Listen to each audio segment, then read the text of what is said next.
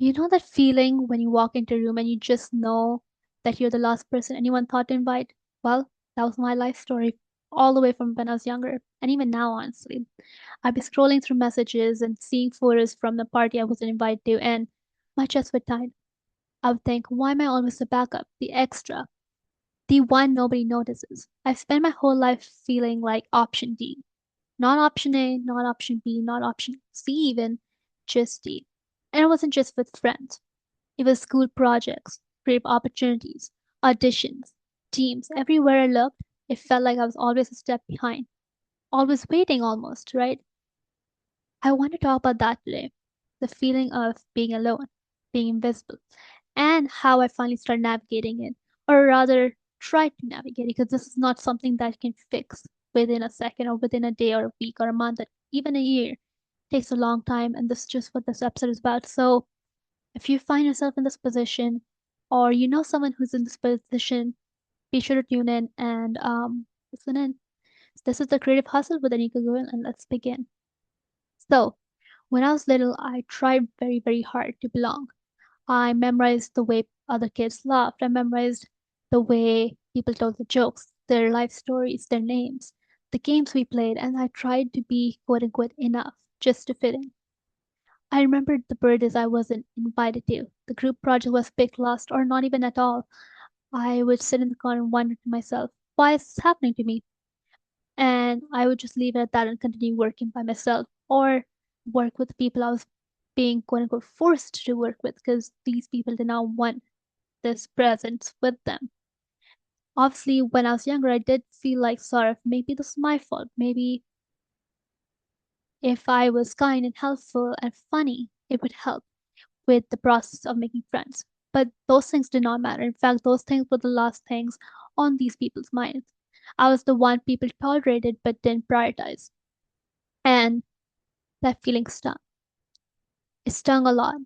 I can still remember the ache of realizing that I could try my hardest, but some people weren't going to see me. Some people weren't going to choose me first, and I started to internalize that. I told myself, maybe I wasn't likable enough. Maybe there was something wrong with me, but deep down, I knew I was trying. I knew I was good, I just wasn't anyone's first choice. And that's something I want to let sink in for a minute, is the feeling of not being someone's first choice, whether it be in a friendship or a relationship or in an opportunity. It sort of makes you feel that every single thing that you do is not good enough. When in reality, whether you try or not, that factor is just going to remain the same. That factor is going to remain the same regardless of what you do. And sooner we realize that, sooner we can work on ourselves. But the other thing you want to note is we aren't self improvement projects. We aren't someone that needs constant fix. Yes, we can improve for ourselves, but improving ourselves for others or trying to change aspects of ourselves to fit into this mold that people are creating for us is just not constructive enough because constantly there's going to be sort of this involvement in the industry. There's going to be involvement in what people want from you. And you may change, you can keep changing rapidly, but it's just not going to help you in the long run because people's priorities change, people's needs from you change, their wants from you change, and you just can't keep up with all of that movement. That movement truly does decide how you live your life and how you choose to prioritize whether you want to focus on your well being, other people's well beings, or even just the outside expectations that are made on you. And that's just an important factor to kind of process when thinking about do you want to change for this person or do you want to stick with being kind of alone but not alone. Because another thing to note is that you don't have to be alone to be lonely. You could literally be in a room full of people, people you know, people you don't know, all of that, and still feel lonely, still feel like you're not mattering. People around you still feel like you are sort of suffocated in this room full of people you know, but also don't know. The point where sort of feels like if you left the room, no one would notice. If you were in the room, no one would notice, and sort of create this negative loop of thinking where you don't feel like you matter at all. And that's just a very negative feeling to have. For me personally, when I fast forward a couple of years, I find myself in this creative world, right? Theater, songwriting, podcasting, writing. Spaces that I thought would be full of people who understand me. But guess what? As I mentioned earlier, being surrounded by people doesn't make that loneliness feeling disappear. Because I personally was still the one sitting on the edge, still the one who wondered if anyone really wanted me there. The pressure to perform, to be funny, to be talented enough is exhausting. But what's more exhausting than the pressure to perform and be funny and be talented is the fear of rejection, the feeling of rejection, even. Because that cuts deeper than expected. Because it wasn't just about a missed opportunity or missed role or about, you know, proving yourself to yourself. It was about proving to everyone that you mattered. I felt like an extra in everyone else's life, sometimes even in my own. I would look at my achievements, my podcast, my music, my writing, and think, does any of this matter if no one sees it? And that's where this podcast comes in because this podcast truly helped me evolve into this person who is understanding of the people around me, understands what it represents, and understands what it means to the people around me and to myself, but mainly myself. That's what the whole message here is about. It's about treating your struggles and treating your failures as success. It's treating them as if they're the best thing that happened to you so that you can grow and evolve. You are allowed that rest time, though you're allowed that downtime to think for yourself and process your feelings. You don't have to like immediately be like, oh, I'm sad. I need to fix this immediately.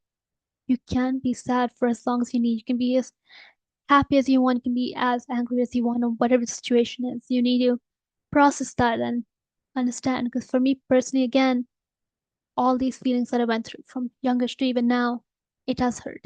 I cried. I got mad. I screamed at the pillow a lot, actually. And these things really do help you process everything that you're going through. It does help you manage your emotions and helps you know that once again, you're not a self improvement project.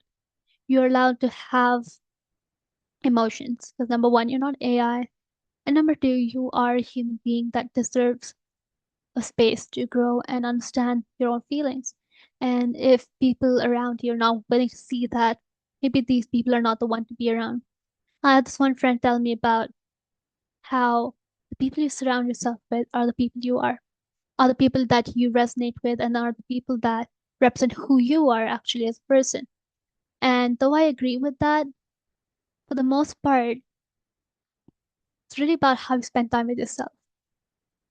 Nights alone, listening to music, journaling, painting, doing something for yourself, or rather think of the times that I tried my best, still felt invisible, those times that you get your processing methods out. By spending time with yourself and maybe think about the ways people didn't treat you well, or how you did your best but people are not giving you the respect you deserve, showcases the impact that you have on yourself because all these feelings are coming from the fact that, oh, this person thinks that and this person thinks this. The truth is, no one really is thinking about you as much as you think they are.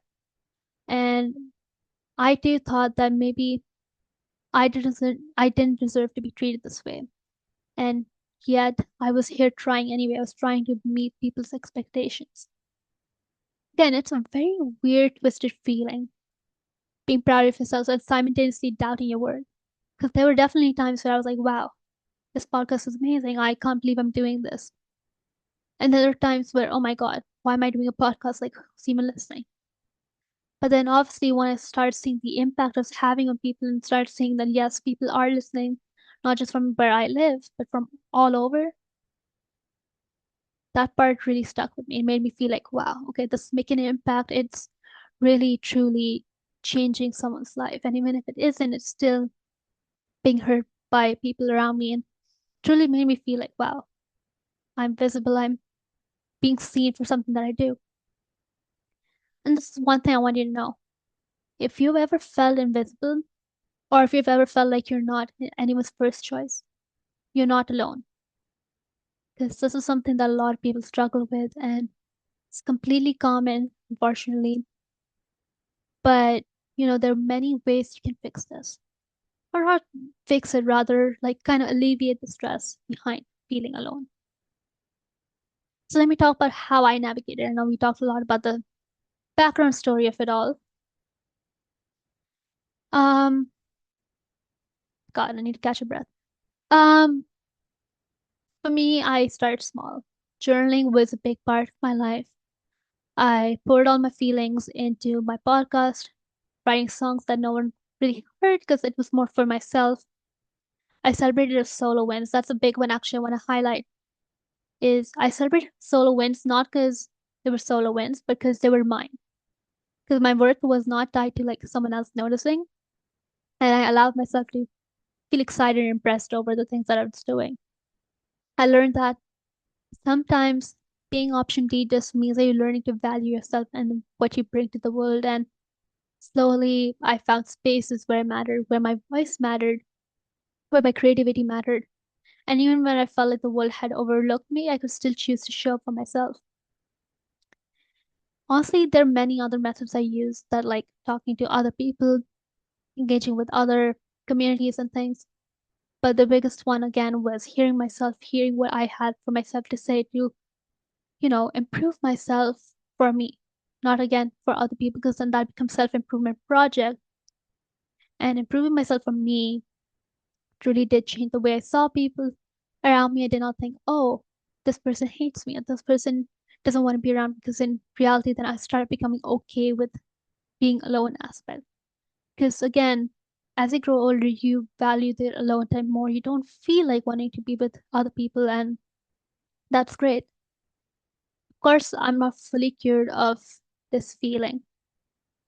Some days it some days it does come back, but now I know it doesn't find me. Being the extra doesn't make you less. Being option D doesn't make you unworthy. You're allowed to exist fully even if nobody else prioritizes you. You're allowed to shine even when you feel invisible.